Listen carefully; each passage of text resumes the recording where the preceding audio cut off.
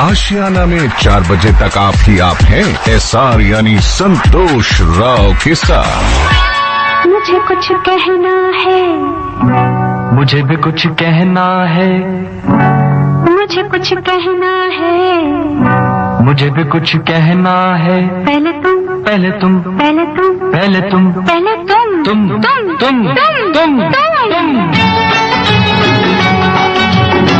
देखो जिस तरह लखनऊ के 2 नवाबों की गाड़ी पहले आप, पहले आप, पहले आप, पहले आप करके निकल गई थी, उस तरह हमारी पहले तुम, पहले तुम, पहले तुम, पहले तुम में ये मस्ती भरी रुत न चली जाए। अच्छा मैं कहती हूँ, अक्सर कोई लड़की इस हाल में किसी लड़के से 16वें साल में जो कहती है वो मुझे कहना है।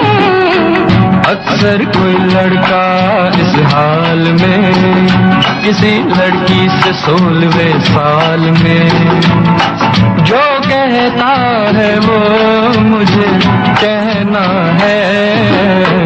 अक्सर कोई लड़की इस हाल में किसी लड़के से 16वें साल में जो कहता है वो मुझे कहना है। अक्सर कोई लड़की, अक्सर कोई लड़का। जी हाँ दोस्तों, इससे पहले कि हम अपने इस प्रोग्राम आशियाना के उस विषय पर बात करें जिसके लिए हमने 1973 की फिल्म बॉबी का ये गीत प्ले किया, मुझे भी आप सबसे कुछ कहना है। जी हाँ, मुझे कुछ कहना है लता दीदी के बारे में। आज बेशक वो हमारे बीच नहीं है, लेकिन उनके गाए गीतों की गूंज गूंजती रहेगी तब तक जब तक ये दुनिया कायम रहेगी, और ये बात पूरी दुनिया जानती है। लेकिन जो बात अब मैं आपको बताने वाला हूँ वो बहुत कम लोग जानते हैं, क्योंकि इस बात का जिक्र कभी लता दीदी ने किसी से नहीं किया। और वो बात थी राज कपूर साहब की इस फिल्म बॉबी के लिए, जिसके गीतों को पहले गाने से मना कर दिया था लता दीदी ने। लेकिन जब उन्हें राज कपूर की आर्थिक तंगी के बारे में पता चला तो न सिर्फ उन्होंने इस फिल्म के गीत गाए, बल्कि उस जमाने में फिल्म के गीतों को रिकॉर्ड करने में आए सारे खर्चों को, जी हाँ सारे खर्चों को, जो तकरीबन 47,500 रुपए था उस वक्त, 1973 की बात कर रहा हूं, उसका भुगतान भी किया। और ये भरोसा दिलाया राज कपूर साहब को कि जब तक वो फिल्म बनाते रहेंगे वो उनकी फिल्मों के लिए गाती रहेंगी। लेकिन इसके बदले, जी हाँ इसके बदले राज कपूर साहब से उन्होंने ये वादा भी लिया कि इस पेमेंट का मतलब 47,500 रुपए का, और मेरी इन बातों का जिक्र वो कभी किसी से नहीं करेंगे। लेकिन एक इंटरव्यू में राज कपूर साहब ने अपने किए वादे को तोड़ दिया, और जब लता दीदी को ये बात पता चली तो वो बहुत गुस्सा हो गई, और इसी वजह से राज कपूर का ये इंटरव्यू मैगजीन में नहीं छपा। खैर ये बात तो हो गई लता दीदी की। आइए अब बात करते हैं आज के उस विषय पर जिसके लिए फिल्म बॉबी के गीत को मैंने प्ले किया। दोस्तों कहते हैं कि वैवाहिक जीवन में नीरसता तब आने लगती है जब दिल की बात दिल में ही रहने लगती है। मतलब दिल की बात को हम ये सोचकर एक पार्टनर अपने दूसरे पार्टनर से नहीं कहता है कि छोड़ो कहने से क्या फायदा, क्या होगा, और दिल की बात फिर रह जाती है दिल में, और नतीजा दोनों पति और पत्नी अपने अपने ख्यालों में खोए खोए रहने लगते हैं, ये सोचकर कि कौन सुनेगा किसको सुनाए, कौन सुनेगा किसको सुनाए, कौन सुनेगा किसको सुनाए, इसलिए चुप रहते हैं। हमसे अपने रूठ न जाए, हमसे अपने रूठ न जाए, इसलिए चुप रहते हैं। कौन सुनेगा किसको सुनाए, इसलिए चुप रहते हैं।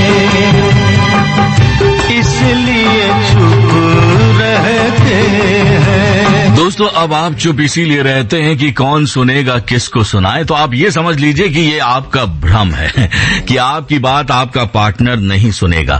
दोस्तों, ये नहीं सुनेगा वाला भ्रम है ना, पति और पत्नी दोनों के दिल में तब तक रहता है जब तक दोनों मिलकर बात नहीं करते या मुझे कुछ कहना है वाला कदम नहीं उठाते। और जिस दिन खुलकर दोनों में बात होती है तब यह एहसास होता है कि अरे हम तो बहुत बड़ी गलतफहमी में जी रहे थे, हम पता नहीं अपने पार्टनर के लिए न जाने क्या क्या सोच रहे थे। खैर, देर आए दुरुस्त आए, गलतफहमियां दूर हुई और फिर से जाग उठे अरमान एक दूजे के लिए। दिल ने ये कहा है दिल से, मोहब्बत हो गई है तुमसे, मेरी जान मेरे दिल पर मेरा एतबार कर लो, जितना बेकरार हूँ मैं खुद को बेकरार कर लो, मेरी धड़कनों को समझो, तुम भी मुझसे प्यार कर लो।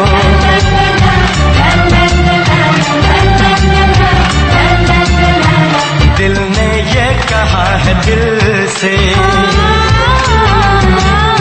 मोहब्बत हो गई है तुमसे, मेरी जान मेरे दिल पर मेरा एतबार कर लो, जितना बेकरार हूँ मैं खुद को बेकरार कर लो, मेरी धड़कनों को समझो, तुम भी मुझसे प्यार कर लो।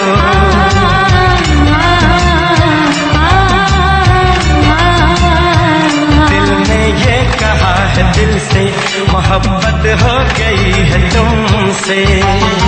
आप सुन रहे हैं कार्यक्रम आशियाना एसआर यानी संतोष राव के साथ। आकाशवाणी FM रेनबो,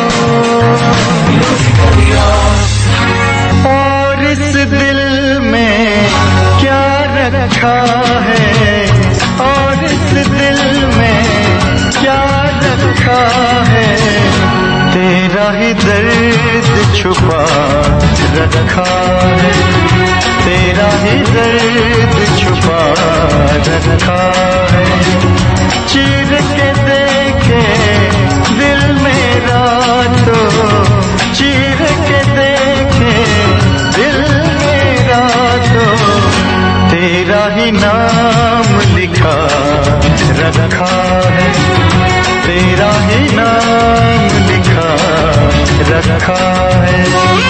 आप सुन रहे हैं कार्यक्रम आशियाना एसआर यानी संतोष राव के साथ। Akashvani FM rainbow. जी हाँ दोस्तों, आप सुन रहे हैं आकाशवाणी का FM रेनबो, मेरे साथ यानी एसआर यानी संतोष राव के साथ प्रोग्राम चल रहा है आशियाना। दोस्तों, अभी हमने आपको फिल्म ईमानदार का ये गीत सुनाया। इस दिल में क्या रखा है, तेरा ही दर्द छुपा रखा है, चीर के देखे दिल मेरा तो, तेरा ही नाम लिखा रखा है। वाह वाह, क्या बात है। प्रकाश मेहरा इंदिवर को इस गीत के लिए अवार्ड मिलना चाहिए था, लेकिन मिला नहीं, क्योंकि इस गीत में उन्होंने उस हालात को बयां किया है जो आज लगभग हर कपल के रिश्ते में देखने को मिलता है। एक मजेदार बात बताऊं आपको इस फिल्म की, कि दोनों मतलब संजय दत्त और फरानाज एक दूसरे को दिल से चाहते हैं इस फिल्म में, लेकिन ईगो ऐसी है कि एक दूसरे से बात करने को तैयार नहीं है। बिछोड़ना दोनों को मंजूर है, लेकिन बात नहीं करेंगे। ये इस फिल्म की खासियत है, और फिल्म का नाम है ईमानदार। आइए इसी विषय पर बात करते हैं जालंधर पंजाब की रानी सिंह से, जो हमारे साथ फोन लाइन पर जुड़ी हुई है। हेलो हेलो, नमस्कार रानी जी, कैसी हैं आप? हेलो नमस्कार सर, मैं ठीक हूँ, आप बताइए। अच्छा, जालंधर का मौसम कैसा है अभी? जालंधर का मौसम बहुत अच्छा है, दिल्ली के मुकाबले तो काफी ठंडा है। हाँ, ये की बात तो है, वहाँ पे ज्यादा ठंड पड़ती है दिल्ली के मुकाबले। हाँ जी, हाँ जी, है ना, अमृतसर से पास पड़ता है इसलिए ना? नहीं, हिमाचल के पास पड़ता है इसलिए। अच्छा ये नहले पे दहला मारा आपने। अच्छा रानी, आपकी शादी को कितने साल हो चुके हैं? मेरी शादी को अभी 6 इयर्स हो गए हैं। अच्छा, 6 साल हो चुके हैं। हो गए, हाँ जी। अच्छा, ओके। आप और आपके हस्बैंड आपस में कितनी बातें करते हैं, सच बताइएगा बिल्कुल। सर, मेरे हस्बैंड जो हैं एक डिफेंस पर्सन हैं, जो कि आर्मी से बिलोंग करते हैं। और कितनी बात होती होगी एक आर्मी वाले की वाइफ में और उनमें, ये तो शायद आप लोगों को अंदाजा ही होगा। नहीं, हमें अंदाजा कुछ नहीं है, आप बता दीजिए। बहुत कम बातें होती है, बहुत ज्यादा कम। बिकॉज ज्यादातर तो पोस्टिंग पे ही रहते हैं, बाहर ही होते हैं, और कई बार सिचुएशंस ऐसी होती है कि 10-10 दिन तक घर में कॉल भी नहीं आता है। अच्छा, और अदरवाइज कॉल भी कभी आए तो वो सिर्फ इतना ही पूछते हैं कि और यहाँ भी सब ठीक है और वहाँ सब ठीक है, बस इतनी ही बात होती है, इससे ज्यादा आगे पीछे कुछ नहीं होता। अच्छा, बस इतना उन्होंने, वो पूछते हैं आपसे कि यहाँ बिल्कुल ठीक ठाक हूँ, आप ठीक हो कि नहीं हो, बस? हाँ जी, बस यही होता है। ओके, मुझे लगता है शायद कहीं ट्रेनिंग में ये सिखाया तो नहीं जाता है कि आर्मी वालों को कि ज्यादा बात नहीं करनी, क्योंकि पत्नी है, पत्नी फिर बाल की खाल निकालने की कोशिश करेंगी कि तुमने खाना खाया कि नहीं खाया, कहाँ पर पोस्टिंग है, वगैरह वगैरह, बहुत सी है ना? हाँ, ये हो सकता है कि ये उनकी ट्रेनिंग का एक हिस्सा हो। वैसे भी ये लोग बहुत कम बात करते हैं, मतलब आर्मी पर्सन मैंने और भी लोगों को सुना है, देखा है, वो बहुत कम बात करते हैं। शायद उनकी ट्रेनिंग का ये हिस्सा हो सकता है। अच्छा, लेकिन जब वो घर पर आते होंगे, छुट्टी बिताने आते होंगे, तब तो 10 दिन 15 दिन रुकते ही होंगे। हाँ जी। तब कितनी बातें करते हैं? तो जो नेचर बन जाता है इंसान का, वो तो चेंज हो नहीं सकता। अच्छा। तो मैं बोलती हूँ और वो सिर्फ में जवाब देते हैं। तो चाहे आप कुछ भी बोलो, उनका रिस्पॉन्स बहुत ही कम होता है, और उनको पता है कि मेरी बात जो है, मैं क्या बात करूं अभी, क्योंकि आदत भी हो गई है कि हाँ ठीक है, मैंने कह लिया, अभी वो सुन रहे हैं बस। अच्छा, ओके। तो आपको इरिटेट नहीं होता है? नहीं, बिल्कुल इरिटेट नहीं होता है, क्योंकि अब तो हमें 7 साल होने वाले हैं, तो वैसे भी बिल्कुल इन चीजों की आदत पड़ गई है। और ये जैसे उनकी ट्रेनिंग का हिस्सा है, ये अब हमारी जिंदगी का भी हिस्सा बन चुका है। ओके, मतलब आप परिस्थितियों को समझते हुए आपने ये समझौता कर लिया है, हम ये कह सकते हैं। हाँ, बिल्कुल यही है। चलिए, आप लेकिन ये मोहब्बत तो बनी है ना, बरकरार रहती है, बेशक आप ज्यादा बात नहीं करते किसी न किसी वजह से। लेकिन आपको जो गीत हमने अभी आपको सुनाया था फिल्म ईमानदार का, और आपको बताया भी कि इस फिल्म में संजय दत्त और फरहान नाज थी, और इन दोनों में यही था कि दोनों बेइंतहा मोहब्बत करते हैं दोनों एक दूसरे से, लेकिन ईगो की वजह से बात नहीं करते। तो एक बात मैं आपसे जानना चाहूंगा कि आजकल देखा गया है कि लोगों के दिलों में मोहब्बत तो बेइंतहा होती है, लेकिन ईगो की वजह से पति पत्नी आपस में बात नहीं करेंगे। हाँ, ये देखने में आया है, बहुत सारे किस्से ऐसे होते हैं, लेकिन मेरा ये मानना है जहाँ मोहब्बत होती है वहाँ ईगो का कोई रोल ही नहीं होता, क्योंकि आप जानते हो कि आपके पार्टनर कैसे हैं, और आपके एक सॉरी कहने से अगर बहुत सारी प्रॉब्लम शॉर्ट आउट होती हैं तो वो कर लेनी चाहिए। तो मेरे हिसाब से ईगो जहाँ भी आ रही है, वहाँ कहीं ना कहीं आप अपने आप को डिफाइन नहीं कर सकते, क्योंकि ईगो ही आपके रिलेशन को खराब कर सकती है। और आप अगर मोहब्बत करते हो, आप रिलेशन में हो, बहुत अच्छे रिलेशन में हो, तो आप अपनी ईगो को साइड में रखिए, एक सॉरी कीजिए और सारी समस्याओं का हल निकल आएगा अपने आप। लेकिन अक्सर रानी जी यही तो होता है कि कौन सुनेगा किसको सुनाए, इसीलिए तो हम चुप रहते हैं। ज्यादातर पति पत्नियों के बीच में यही तो होता है कि इसको सुनना नहीं है या इसको सुननी नहीं है हमारी बात, तो हम क्यों सुनाएं। आई थिंक ये बात आप सही कह रहे हैं, ज्यादातर पति पत्नियों में ये होता है, लेकिन अभी चूंकि मैं उन पति पत्नियों के बीच का हिस्सा नहीं हूँ, क्योंकि मुझे पता है मेरी लाइफ अलग है थोड़ी सी, तो इसलिए मुझे लगता है कि उनके बीच में भी अगर कहीं ईगो क्लैश हो रही है, कहीं कोई बात हो रही है, तो मैं तो यही कहूंगी कि उनको उस चीज को समझना चाहिए। और ईगो आपकी मोहब्बत से, आपके रिश्ते से ज्यादा बढ़कर हो ही नहीं सकती। आप उसको साइड में रखिए और अपने रिलेशन को हेल्दी बनाइए कम्युनिकेशन करके। बिल्कुल सही कहा। ये ईगो या चुप चुप रहना है ना, ये ईगो या चुप चुप रहना किस तरह से रिश्ते को कमजोर करता जाता है?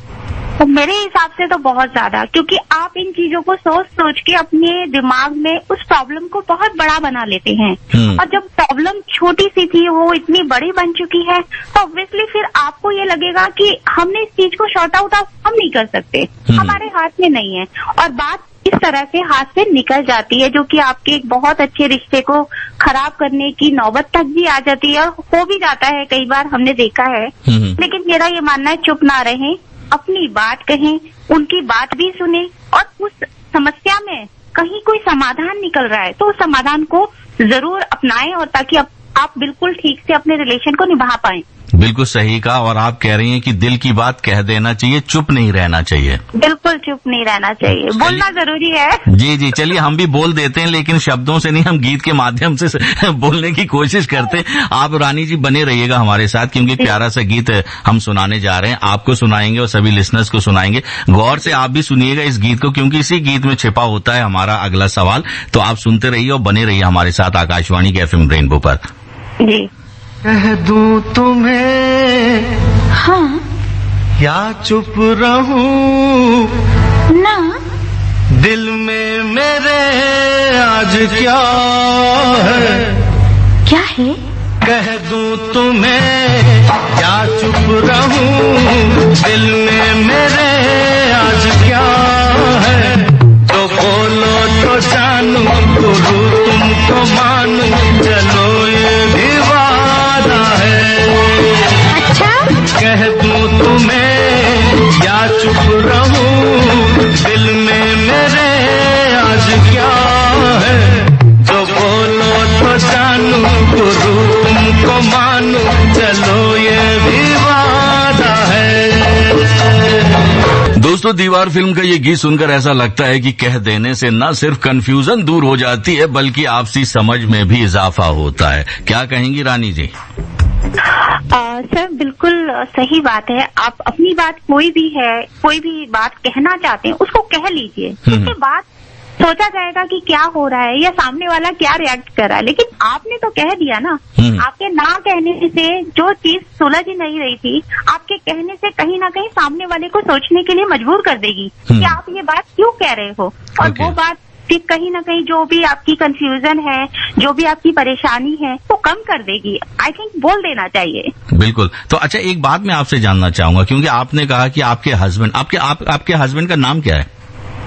मेरे हस्बैंड का नाम मिस्टर जोगिंदर सिंह है। जोगिंदर सिंह है, ओके। अच्छा, तो जोगिंदर जी जब आते हैं घर और आप उनसे अपने दिल की बात कहती हैं, तो वो हूं कहते रहते हैं बस, है ना?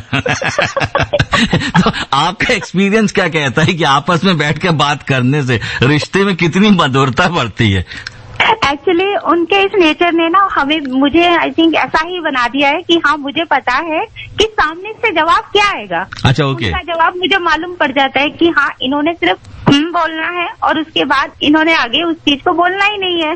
तो मैं अपनी बात कह लेती हूँ ताकि मेरे मन से वो चीज निकल जाए। तो ये बहुत अच्छी बात है क्योंकि he is a good listener. बहुत अच्छा, मतलब आप वो सुनते हैं उस चीज को और एक रिएक्शन उनका, चाहे बेशक उसको शब्दों में वो ना कहते हो, पर मुझे लगता है कि वो कहीं ना कहीं अपने पॉजिटिव व्यू मुझे दे रहे हैं। तो मैं अपनी बात कंटिन्यू रखती हूँ। मतलब आपको ये समझ में आ जाता है कि वो चुप नहीं है, लेकिन हाँ रिएक्ट कर रहे हैं अपने अंदाज से, अपने तरीके से। सर जैसे एक मॉरल सपोर्ट होता है कि वो घर में नहीं है लेकिन फिर भी मुझे हर टाइम पता है कि वो घर में है, तो उसी तरह से एक बात करने का तरीका हो गया है कि वो चाहे ना भी बोलें, मुझे पता है कि वो मेरे फेवर में एक सही चीज को बोल रहे हैं और मुझे समझना है कि हाँ, वो बता रहे हैं उस बात को। ओके। अच्छा, तो आप जो बातें आप बता रही हैं, अपने एक्सपीरियंस से बता रही हैं, उससे हम यही समझ सकते हैं कि कह देने से रिश्ते में कड़वाहट नहीं बढ़ेगी और ना ही होगा डिप्रेशन। बिल्कुल, डिप्रेशन एक आज के समय में तो बहुत बड़ी समस्या है और महिलाओं में तो ये समस्या आई थिंक बहुत ज्यादा हो रही है। पर मैं अपने जो भी सुनने वाले हैं, इस टाइम सुन रहे हैं हमें, मैं उनसे कहूंगी कि अगर कोई भी बात आपको परेशान कर रही है, आप कह लीजिए और उस बात को उस तरह से कहिए कि सामने उस चीज का एक तो नेगेटिव कोई पॉइंट ना बने और आपकी बात भी हो जाए और आपके दिमाग से वो जो भी परेशानी है वो निकल जाए। तो आप डिप्रेशन की तरफ जो कहीं ना कहीं आपका पहला स्टेप है, वो कहीं आप रोक सकते हो उसको। लेकिन रानी जी, जैसा कि आपकी सिचुएशन है कि एक व्यक्ति नहीं बोल रहा है और एक व्यक्ति आप बोलती जा रही हैं, लेकिन दूसरे परिवार में ये सिचुएशन आती है कि दोनों बोलते हैं, ठीक है। जब दोनों बोलते हैं तो ये निष्कर्ष में पहुंचते हैं कि एक बोलता है तो दूसरा को सुनना ही नहीं है, और इस सब फिर ऐसे हालात में ये डिसीजन ले लिया जाता है कि चलो अब चुप ही रहो, चुप रहने में ही फायदा है। सर आपकी बात बिल्कुल ठीक है। कई बार ऐसा होता है कि दोनों ही एक दूसरे की बात सुनना नहीं चाहते, और अगर वो सुनना भी चाहते हैं तो दोनों कहना भी चाहते हैं। लेकिन अगर इसमें कोई इश्यू नहीं है, अगर मैं किसी से अपनी बात कह रही हूँ और सामने वाला भी मुझे अपनी बात कह रहा है, वहाँ आपको अपनी समझदारी का इस्तेमाल करना ही पड़ेगा। एज ए फीमेल और एज ए मेल आप अपने पॉइंट ऑफ व्यू रखिए और दूसरा इंसान अपने पॉइंट ऑफ व्यू रखे, तो वो समस्या मेरे हिसाब से तो कोई परेशानी ही नहीं है। नहीं होगी, हाँ, क्योंकि गलत फहमियां जब आ जाती हैं रिश्ते में, तब ये बात आता है कि इसको सुनना नहीं है, इसको हमारी बात माननी नहीं है, तो कहने से कोई फायदा नहीं है। लेकिन जब बैठते हैं आपस में तो ये होता है कि अरे हम तो गलत फहमी में जी रहे थे। हेलो हेलो, लगता है रानी जी से संपर्क कट गया है। बहरहाल बहुत अच्छी बातें बता रही थी और उन्होंने एक बहुत अच्छी बात बताई है कि हमें अपने दिल की बात कह देनी चाहिए, क्योंकि जब हम अपने दिल की बात कहते हैं तो वो दिल की बात दूसरे के दिल पर असर जरूर छोड़ती है। बेशक उस वक्त रिएक्शन ना आए, लेकिन थोड़े समय के बाद रिएक्शन जब आएगा तो मोहब्बत भी बढ़ेगी, प्यार भी बढ़ेगा और जिंदगी के जो तनाव है, तकरार है, वो सारी चीजें दूर हो जाएंगी। बहरहाल आप सुनते रहिए आकाशवाणी का FM रेनबो, मेरे साथ यानी SR यानी संतोष राव के साथ। Akashvani FM rainbow.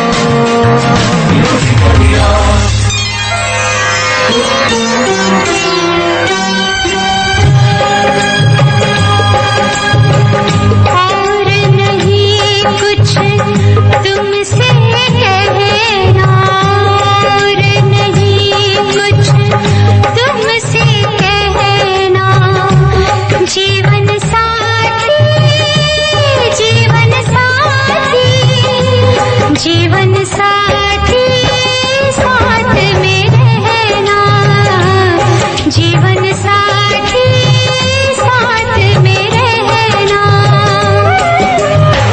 और नहीं कुछ तुमसे कहना, और नहीं कुछ तुमसे कहना, जीवन साथी, जीवन साथी, जीवन साथी, साथ में रहना, जीवन साथी, साथ में रहना।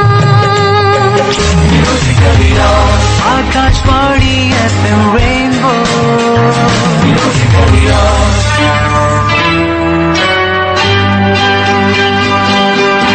तेरा साथ है तो मुझे क्या कमी है, तेरा साथ है तो मुझे क्या कमी है, अंधेरा से भी मिल रही रोशनी है, तेरा साथ है तो कुछ भी नहीं है, तो कोई गम नहीं है, हर एक बेबसी बन गई चांदनी है, तेरा साथ है तो।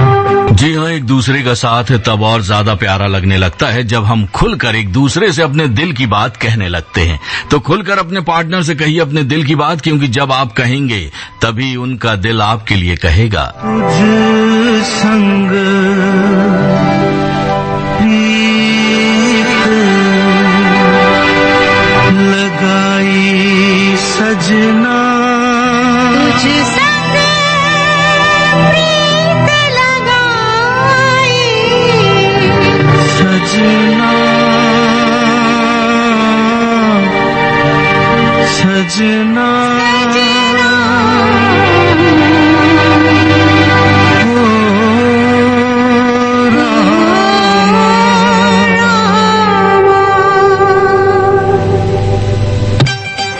दोस्तों अब वक्त हो रहा है आशियाना प्रोग्राम को समाप्त करने का, लेकिन आप हमारे साथ बने रहिएगा क्योंकि हमारा म्यूजिकली सफर आपके साथ जारी रहेगा दिल विच दिल्ली और रेडियो डॉक्टर के माध्यम से 4 बजे तक। तो बने रहिए और सुनते रहिए आकाशवाणी का FM रेनबो, SR यानी संतोष राव के साथ।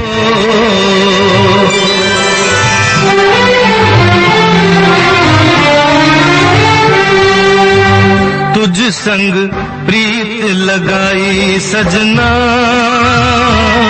सजना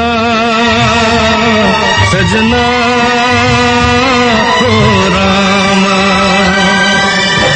तुझ संग प्रीत लगाई सजना, सजना सजना हो रामा। हाय बेदर्दी, हाय बेदर्दी, तुझ संग प्रीत लगाई सजना, सजना सजना हो रामा।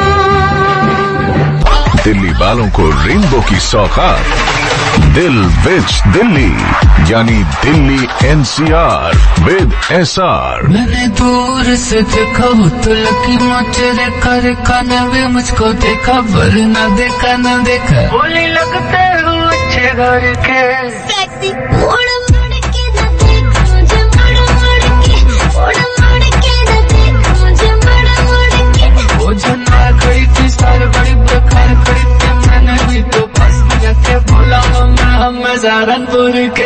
मुड़ के न देख मुझे, मुड़ मुड़ के, मुड़ मुड़ के न देख मुझे, मुड़ मुड़ के।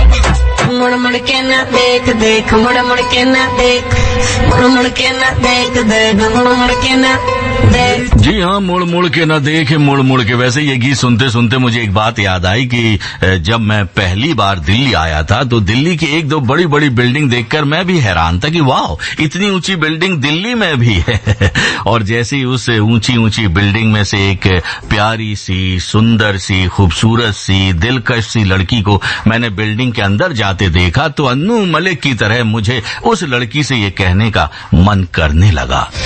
ऊंची है बिल्डिंग, अरे लिफ्ट मेरी बंद है, कैसे मैं आऊं, दिल रजामंद है।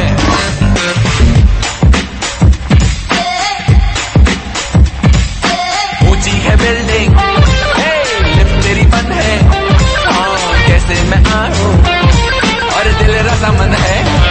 आजा आजा आजा बैंड बाजा लेके आजा, तेरी याद सताए तुझे राजा तो आजा। आजा आजा आजा बैंड बाजा लेके आजा, तेरी याद सताए तुझे राजा तो आजा। कैसे ऊंची है बिल्डिंग, अरे लिफ्ट मेरी बंद है, कैसे मैं आऊं, दिल रजामंद है। दोस्तों, इससे पहले कि मेरे अंदर अन्नू मलिक की गायकी परवान चढ़ती, उस लड़की ने मुझे देखा और मैं नजरें चुराकर मुड़ा और देखने लगा कुछ और है।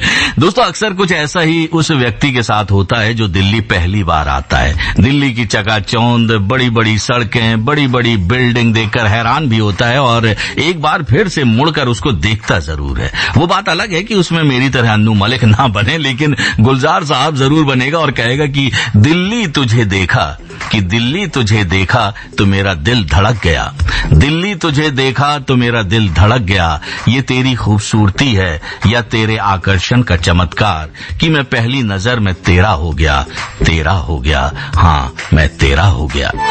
नजरें मिलते ही नजरों से नजरों को चुराए, कैसी ये हया तेरी जो तू पलकों को झुकाए। रब जो पोशीदा है उसको निहारे तू, और जो गर्विदा है उसको टाले तू। तेरी झलक शर्फी श्रीवल्ली नैना मदक बर्फी, तेरी झलक शर्फी श्रीवल्ली बातें करे दो हरफी। अजी अभी कहाँ चले, अभी तो पिक्चर बाकी है। दिल विच दिल्ली में बने रहिए एसआर यानी संतोष राव के साथ FM रेनबो पर। Akashvani FM rainbow.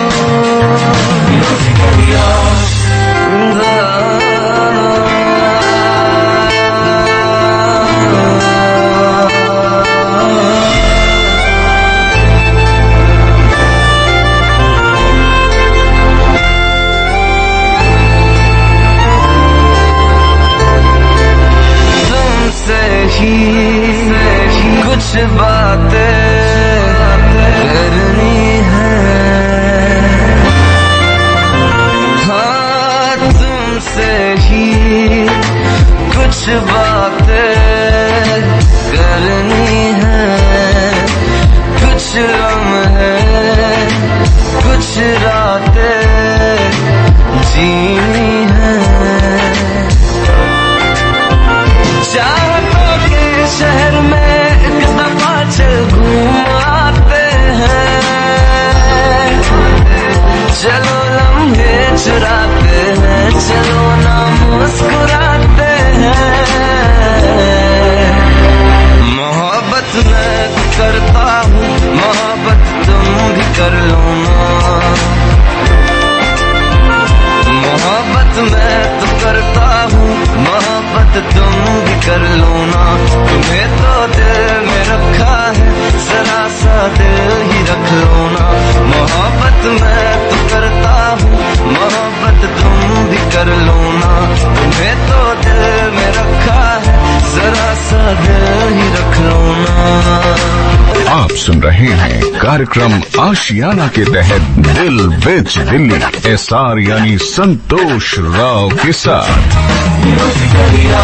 Akashvani FM rainbow. जी हाँ दोस्तों, आप सुन रहे हैं आकाशवाणी का FM रेनबो, मेरे साथ यानी SR यानी संतोष राव के साथ। प्रोग्राम चल रहा है दिल विच दिल्ली। दोस्तों, दिल्ली के बारे में आप किसी से भी पूछें, वो आपको 2-3 बातें जरूर बताएगा या बोलेगा दिल्ली के बारे में। जैसे दिल्ली वाले दिल वाले होते हैं, यहाँ का भोजन बहुत लजीज होता है और इस शहर की चकाचौंध देखते बनती है। दोस्तों, फिल्म अभिनेता अरशद वारसी दिल्ली आए हुए थे, तो हमने उनसे बातचीत की। वो दिल्ली और दिल्ली वालों के बारे में क्या कहते हैं, आप भी सुनिए। Akashvani FM rainbow. अरशद, कार्यक्रम में आपका स्वागत है। Thank you very much. सबसे पहले ये बताइए, दिल्ली शहर आए हुए हैं, कैसा लग रहा है? गर्मी लग रही है। अच्छा लग रहा है, अच्छा लग रहा है। दिल्ली जब भी आता हूँ अच्छा ही लगता है, मजा आता है यहाँ पे।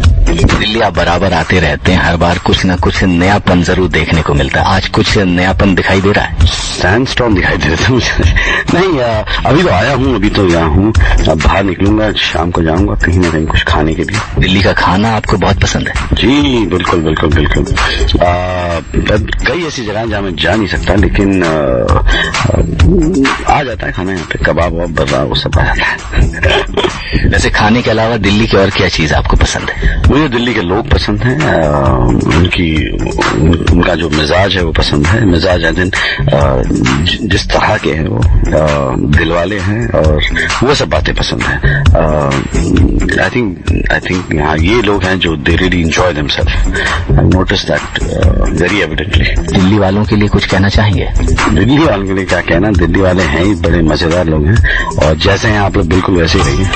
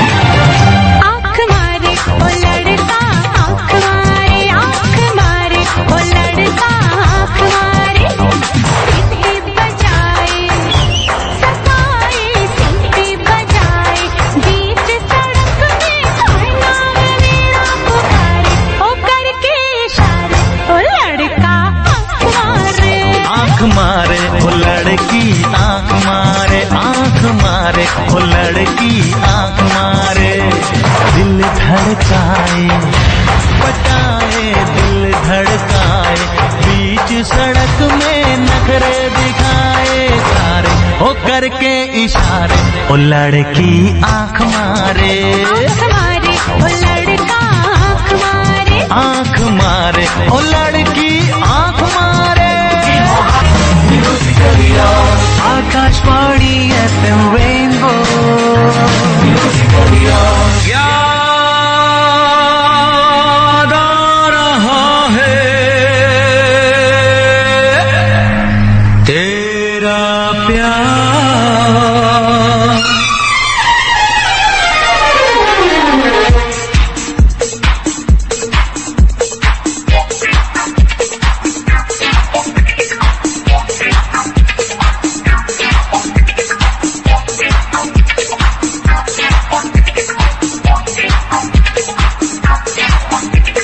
याद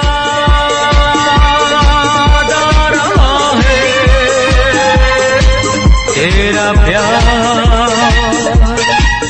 कहाँ हम कहाँ तुम, हुए तुम कहाँ तुम, अभी जाए के बाद हो याद आ रहा है तेरा प्यार,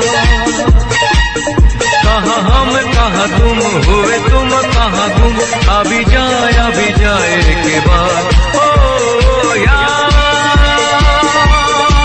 आ रहा है तेरा प्यार।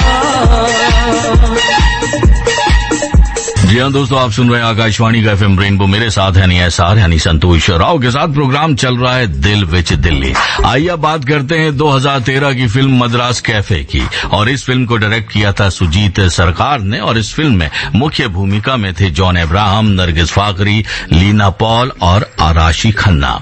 अगर हम इस फिल्म की कहानी की बात करें तो एक संक्षेप में मैं आपको बता दूं, इस फिल्म की कहानी है मद्रास कैफे। फिल्म की जो पूरी कहानी है वो है कि श्रीलंका में तमिल संगठन द्वारा आजादी को लेकर चल रहे वॉर के बारे में इस फिल्म में दिखाया जाता है। श्रीलंका में तमिल संगठन है एलटीएफ, जिसे अन्ना चलाता है। अन्ना चाहता है कि तमिलनाडु को भी अलग से एक राष्ट्र घोषित कर दिया जाए। वो खुद को इंडियन नहीं कहलाना चाहता है। इसके लिए अन्ना एक फोर्स बनाता है और इंडिया के साथ सिविल वॉर करने की पूरी तैयारी करता है। लेकिन इंडियन पीएम चाहते हैं कि कोई भी वॉर ना हो और शांति के साथ सारी बातें सुलझ जाए। लेकिन अन्ना नहीं चाहता कि ऐसा कुछ हो। वो अपनी इस कोशिश में ब्रिटिश देशों से भी मदद लेता है। अन्ना इंडिया के पीएम को भी मारने का प्लान करता है ताकि उनके वॉर में किसी तरह की कोई मुश्किलें ना पैदा हो। ये तो हमने आपको बता दी कहानी संक्षेप में। अब हम आपको बताएंगे कि मद्रास कैफे फिल्म की शूटिंग दिल्ली में किस किस लोकेशंस पर हुई।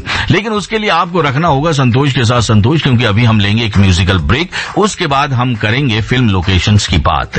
तो बने रहिए और सुनते रहिए आकाशवाणी का एफएम रेनबो एसआर यानी संतोष राव के साथ। Akashvani FM rainbow. मेरा कौन है तेरे सिवा, मौला तू ही तो है बस मेरा। निकला हूँ सच की तलाश में, ये जग तो है माया तेरा। मौला सुन ले रे खुदाया मेरे, मौला सुन ले रे मेरा मन जो कहे। सुन जब से दिल की पुकार है, उठा कैसा ये सवाल है। आप सुन रहे हैं कार्यक्रम आशियाना के तहत दिल विच दिल्ली एसआर यानी संतोष राव के साथ। Akashvani FM rainbow. जी हाँ दोस्तों, आप सुन रहे हैं आकाशवाणी का एफएम रेनबो। मेरे साथ यानी एसआर यानी संतोष राव के साथ। और दोस्तों अब हमारे साथ जुड़ चुके हैं 40 साल से पार की नजर रखने वाले फिल्मों पर चंद्रमोहन शर्मा हमारे साथ हैं। आइए उनसे बातचीत करते हैं। हेलो नमस्कार जी, आकाशवाणी एफएम रेनबो के सभी श्रोताओं को मेरा आज का बहुत बहुत नमस्कार। सर आपको भी नमस्कार। सबसे पहले जानना चाहेंगे, एक बात मैं आपसे जानना चाहूंगा सर, अगर हम नेट की बात करें, सोशल नेटवर्किंग की, या हम बात करें कि फिल्म के बारे में ढेर सारी जानकारियों की, तो हम देखते हैं कि इस फिल्म की शूटिंग के बारे में दिल्ली शहर का जिक्र कहीं नहीं किया गया है। लेकिन दिल्ली वाले भी जानते हैं कि इस फिल्म को दिल्ली में शूट किया गया है। जी जी जी, आपने इस फिल्म की बात की है मद्रास कैफे। जॉन अब्राहम की पिक्चर रही और काफी चर्चित फिल्म रही। फिल्म को क्रिटिक रिव्यू बहुत अच्छे मिले थे। और जो फिल्म की कहानी है एक बिल्कुल पॉलिटिकल ड्रामा थ्रिलर था, और उसका जो केंद्र बिंदु था वो श्रीलंका, जाफना और दिल्ली था सर जी। तो जो दिल्ली के लोकेशन थी, यहाँ पर जो फिल्म के प्रोड्यूसर थे भी जॉन अब्राहम थे, फिल्म एक्टर जो जॉन अब्राहम ने अपनी कंपनी के बैनर तले फिल्म को बनाया था। तो जॉन ने यहाँ के लिए प्लानिंग किया था पहले कि फिल्म का शूटिंग के पास सबसे पहले हम दिल्ली में ही शूटिंग करेंगे, उसके बाद हम आउटडोर जाएंगे सर। ओके। तो दिल्ली की जो शूटिंग है, आपको ताज्जुब होगा, इस समय दिल्ली के फिल्म के दो जो सीन है मेन, एक इन्होंने सेट दिखाया है जहाँ पर जॉन अब्राहम के एजेंट से बात करता है। वो वाला सीन जो है वो दिल्ली के डिलाइट में शूट हुआ सर। कहाँ पर? दिल्ली के आसफ अली रोड पे डिलाइट सिनेमा घर है सर जी। तो डिलाइट सिनेमा घर पर ये इन्होंने फिल्म को शूट किया। उनकी कैंटीन बनी हुई है फर्स्ट फ्लोर पे सिनेमा। जी जी हाँ, मैंने देखी है वो। हाँ फर्स्ट फ्लोर की जो कैंटीन का साइड है, यहाँ पर वेटिंग रूम बड़ा अच्छा कैंटीन बना रखी है उन लोगों ने। तो जॉन और फिल्म के जो लोकेशन डायरेक्टर है वो यहाँ पर एक दिन पहले आए थे। उन्होंने शूटिंग को फाइनल किया और यहाँ पर शूटिंग करने का फैसला किया। तो जॉन अब्राहम और जो फिल्म की बाकी यूनिट थी उस फिल्म की, वो सुबह 5 बजे डिलाइट सिनेमा पर सर पहुंच गए थे। अच्छा ओके। क्योंकि 11 बजे सिनेमा खाली करना था, क्योंकि 12 बजे से पिक्चरें शुरू हो जाती हैं आपको पता सिनेमा घर पर। तो संयोग की बात है कि मेरे भी इनसे अच्छे ताल्लुकात थे। तो जब फिल्म की शूटिंग हुई थी मैं उस समय डिलाइट सिनेमा पर खुद मौजूद था। अच्छा, शूटिंग के वक्त आप मौजूद थे लोकेशन पर? जी, क्योंकि उन्होंने एक कैंटीन में सीन लिया था। जॉन अब्राहम और एक एजेंट हैं, उनकी बातचीत का सीन जो है वहीं पर डिलाइट की कैंटीन में शूट हुआ था। और उसके बाद जो डिलाइट के प्रोपराइटर है जिस रूम में बैठते हैं, यानी जो मालिक का कमरा बना हुआ है सर, उस कमरे में भी फिल्म का एक सीन शूट किया गया था जहां पर जॉन अपने कुछ साथियों के साथ बातचीत करते हैं। ओके। उन दोनों सीन के लिए जॉन अब्राहम भी काफी थकावट हो गई थी, क्योंकि प्रोड्यूसर थे, इनके ऊपर कई जिम्मेदारियां भी थी साथ में। तो आपको ताज्जुब होगा, फिल्म का शूट देने के बाद जॉन अब्राहम जो है वो मालिक के ही रूम में जाके बैठ जाते थे। अच्छा ओके।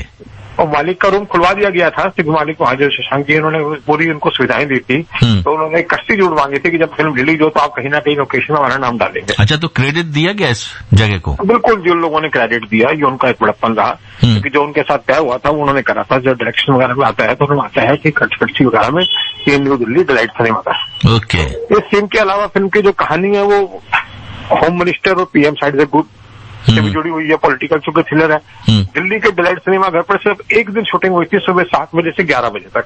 उसके बाद इन्होंने नेक्स्ट डे जो शूट किया था वो इंडिया गेट के पास एक इलाका है सर जी, इंडिया गेट के पास जहाँ पर यूपीएससी कहते हैं, शाहजहां रोड। जी, शाहजहां रोड। हाँ, शाहजहां रोड के पीछे का जो पार्क है वहां पर फिल्म की एक स्पॉट था जहां पर कुछ उन्होंने मीटिंग वगैरह दिखानी थी, कुछ एजेंट्स की बात करनी थी।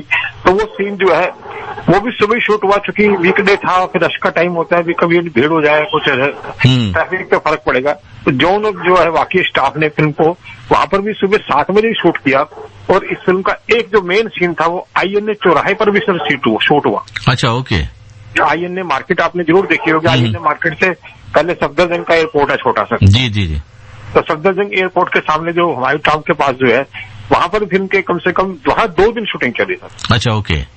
तो यानी नई दिल्ली डिलाइट सिनेमा घर जी, कि वो सिनेमा घरों पर शूटिंग कम होती है, लेकिन यहाँ पर उनको कैंटीन का लुक इतना अच्छा नजर आया कि उन्होंने उस कैंटीन को दिल्ली नहीं दिखाया, उन्होंने उस कैंटीन को दिखाया कि श्रीलंका की है सर। ओके। अच्छा देखेंगे। अच्छा, एक बात मैं आपसे जानना चाहूंगा, क्योंकि डिलाइट सिनेमा में काफी लोग अपने जो फिल्म प्रीमियर होता है, फिल्मों को प्रेस के लिए दिखाया जाता है, तो वहां पे कई एक्टर एक्ट्रेसेस भी आते हैं। तो क्या इस लोकेशंस को रेकी करने से पहले जॉन अब्राहम आ चुके थे वहां पर अपनी किसी फिल्म? जॉन अब्राहम फिल्म को की लोकेशन देखने के लिए नहीं आए थे। उन्होंने अपने जो दिल्ली के लोकेशन डायरेक्टर हैं उनसे सिनेमा घर और वाली कैंटीन की फोटोज मंगाई थी, पूरी वीडियो कराई थी उन्होंने। अच्छा ओके। उन्होंने कहा था कि जो कैंटीन का सीन है, जो कैंटीन का पीछे का लुक है, जो आज कहते हैं हम, जिससे कि उन्होंने फ्रिज लगा रखा था, मुझे उसकी फोटो भेजी जाए। अच्छा। जहाँ पर जॉन ने बैठना था, तो वो लुक बिल्कुल लकड़ी वगैरह का भी, हमारे श्रोता अगर दिल्ली आते हैं और सिनेमा घर को देखेंगे तो वहाँ का फर्नीचर वगैरह है बिल्कुल वो ऐसा बना हुआ है, आपको लगता है कि सचमुच ये पुराने जमाने की भी याद दिलाता है और देश की भी याद दिलाता है। अच्छा, तो ये लोकेशंस के बारे में जॉन अब्राहम को किसने बताया था? ये लोकेशन डायरेक्टर थे, मिस्टर नोएडा में रहते हैं और काफी आमिर खान, अक्षय कुमार वगैरह सबके लिए काम करते हैं। मिस्टर रवि सरीन है इनका नाम। जी जी। तो रवि सरीन के पास दिल्ली में मैक्सिमम जो शूटिंग होती है 2-3 लोग प्रोवाइड करते हैं। तो रवि सरीन ने ही इनको सजेस्ट किया था कि आप किसी 5 स्टार होटल जाएंगे, वो खर्चे होंगे। तो मैं डिलाइट में उन्होंने शूटिंग के लिए उनसे कोई चार्ज भी नहीं लिया था सर। अच्छा ओके। पहले जो लाइट वगैरह का खर्चा हुआ, जो वो हुआ डिलाइट सिनेमा, उन्होंने इस फिल्म से एक भी पैसा चार्ज नहीं। अच्छा, इसीलिए क्रेडिट भी दिया गया उनको? हाँ, क्रेडिट दिया गया। और उनको ये रहा कि हमारी फिल्म में, जो कि आज जॉन आए थे तो फिल्म के थोड़े मैनेजर वगैरह भी वहीं थे, हम लोगों को खबर मिल गई थी आप आज 8 साढ़े 8 बजे सुबह नाश्ता साथ करेंगे। ओके। हमें भी एक बेनिफिट हुआ। कुछ देखने वाले जो थे बाहर श्रोता, सॉरी मैं हमें श्रोता बोल रहे हैं, मैं रेडियो स्टेशन में हूँ इस समय आकाशवाणी में, तो वहाँ जो बाहर दर्शक थे सर देखने वाले जॉन अब्राहम के फैन, उनको भी जॉन ने निराश नहीं किया। आपको ताज्जुब होगा, वो जो आपने सिनेमा घर देखा हुआ है, वो बाहर आके बकायदा सफेद कोट पहना हुआ था, 2-3 बार दर्शकों से अपने फैन से हाथ मिलाते थे, कुछ लोग उनको खुश कर देते थे। बिल्कुल, जॉन की आदत है, जितने भी फिल्में वो प्रोड्यूस कर रहे हैं उसमें दर्शकों से, जितने भी वहां पर लोग आते हैं उनसे मिलते जरूर हैं। बिल्कुल जी, बिल्कुल। उसका फायदा उनकी फिल्में लोग देखने जाते हैं इसीलिए। बिल्कुल जो डाउन टू अर्थ है बिल्कुल कि मैंने देखा, मैं उनके साथ रहा, हमने भी कॉफी पीनी उनके साथ काफी देर बैठे थे। तो जो अपने शूटिंग के बाद जो है होटल चले गए थे, लेकिन वहाँ जो स्टाफ की गेटकीपर तक से उन्होंने अपनी फोटो खिंचवाई थी सर। ओके, तो अच्छा, डिलाइट सिनेमा, INA मार्केट के बाद और कोई लोकेशन से? रोड थी और हुमायूं टॉम, अगर आप देखेंगे तो आपको ये सारी लोकेशन इस मद्रास कैफे फिल्म में नजर आएंगी सर। ओके। और जो हमारे श्रोता देखेंगे आकाशवाणी के, अगर वो देखते हैं किसी भी चैनल पे यूट्यूब वगैरह पर, तो देखेंगे कि सचमुच जो कैंटीन वाला सीन है उनको वो लगेगा कि यार वो सिनेमा में नहीं हो रहा, कहीं वाकई में श्रीलंका में शूट हुआ सीन था जी। तो बहुत ही अच्छा लोकेशन था सर हुआ। और एक अच्छी यादें थी कि फिल्म का प्रोड्यूसर जो है, एक्टर जो है, वो लोगों से मिल रहा है, सिनेमा के स्टाफ से मिल रहा है, सबसे बातचीत कर रहा है। तो यही था कि मैं भी उस सिनेमा में मौजूद था, तो मेरी कुछ यादें इस वजह से जरूर जुड़ी रही कि जॉन ने सब लोगों को खुश किया। चलिए, जो शशांक जी हैं वहां पर, आप उनसे कहिएगा कि एक फोटो जरूर होनी चाहिए कि उस शूटिंग की, ताकि जो दर्शक आते हैं वो देखें, यादों को ताजा करें। बिल्कुल, हम लोगों में काफी फोटो है सर, आकाशवाणी पे फोटो शेयर नहीं कर सकते। नहीं, मैं वहाँ की बात कर रहा हूँ जहाँ पे ये शूटिंग हुई है, वहाँ पर होना चाहिए। बिल्कुल बिल्कुल, क्योंकि मैं 1-2 बार गया हूँ, मैंने देखा नहीं है, इसलिए मैं कह रहा हूँ कि वहाँ पे एक बड़ा सा सीन होना चाहिए, सीनरी बनाकर रखना चाहिए, ताकि आपका सुझाव अच्छा है। आपकी बार जब कभी सीन होगा, शूटिंग होगा, तो उससे पहले जब आप मिलेंगे, नेक्स्ट वीक वगैरह शो होता है, तो ये सुझाव जरूर दिया जाएगा। चलिए, बहुत अच्छा लगा आपसे बातचीत करते, बहुत बहुत धन्यवाद हमसे बातचीत करने के लिए। आपको और आकाशवाणी के सभी श्रोताओं को मेरा आज का नमस्कार और बहुत बहुत शुक्रिया आपका सर। आकाशवाणी FM रेनबो, जादू है, नशा है, मदहोशियाँ, तुझको भुला के अब जाऊंगा। जादू है, नशा है, मदहोशियाँ, तुझको भुला के अब जाऊंगा। शम्मा तुझको खींचती है अपनी ओर, राजा परवाने मेरी बाहों में आ। जादू है, नशा है, मदहोशियाँ, तुझको भुला के अब जाऊंगा। शम्मा तुझको खींचती है अपनी ओर, राजा परवाने मेरी बाहों में आ। जादू है, नशा है, मदहोशियाँ, तुझको भुला के अब जाऊंगा। आकाशवाणी FM रेनबो,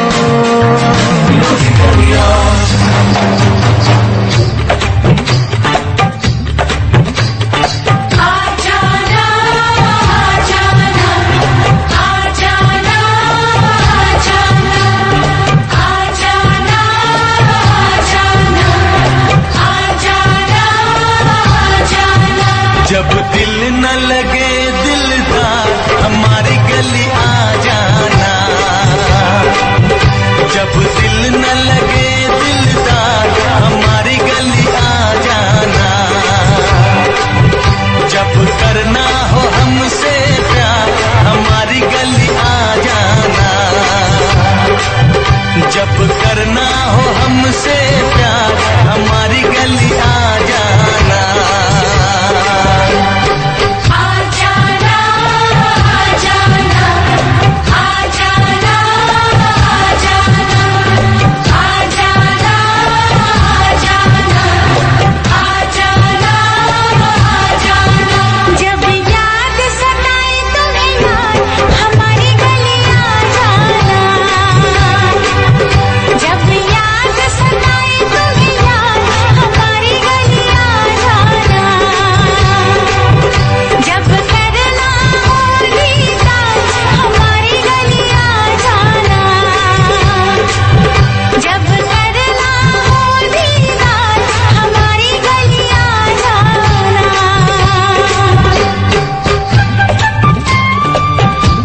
जब दिल न लगे दिलदार तो जरूर सुनिए एफएम रेनबो, क्योंकि यहाँ मनोरंजन भी है और जानकारियां भी। तो बने रहिए और सुनते रहिए आकाशवाणी का एफएम रेनबो, क्योंकि 3 बजे से हम लेकर आ रहे हैं आपके लिए रेडियो डॉक्टर। तो इसी के साथ आपका दोस्त एसआर यानी संतोष राव लेता है आपसे विदा। नमस्कार।